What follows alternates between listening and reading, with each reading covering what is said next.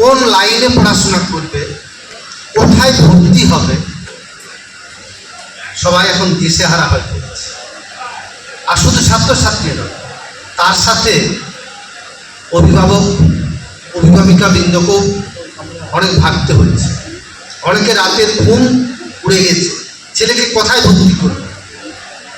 আমাদের সবারই চিন্তা ভাবনা হয় প্রথম খুব উঁচু লেভেল থেকে, ডাক্তার, ইঞ্জিনিয়ার, তারপরে আরও যেগুলো আছে সেইগুলো। আজকে সকালে আমার এক বিদ্যালয়ের ছাত্রী গার্জেন আমাকে ফোন করছে, মেয়েটি উচ্চ মাধ্যমিক 444 পেয়েছে। গার্জেন আমাকে ফোন করে বলছে, স্যার কী করবো, এখনও কলেজের কোথাও কোনো রেজাল্ট বার হয়, কোথায় ভর্তি করবো আমরা খুব বুঝতে পারছি না। তো এই যে গার্জেনরা বুঝতে পারছে না, আমরাও আমাদেরকে অনেকেই ছাত্রছাত্রী জিজ্ঞেস করছে, স্যার কী করবো, আমরাও সঠিক বলতে পারছি। আর এই ধাঁধা কাটিয়ে ওঠার জন্যই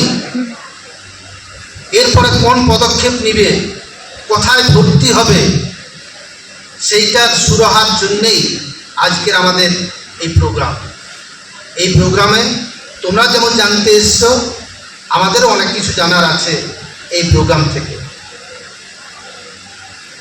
তোমাদের সকলের ভবিষ্যতের সুকামনা করে আমি আমার এই ছোট্ট বক্তৃতা শেষ করছি।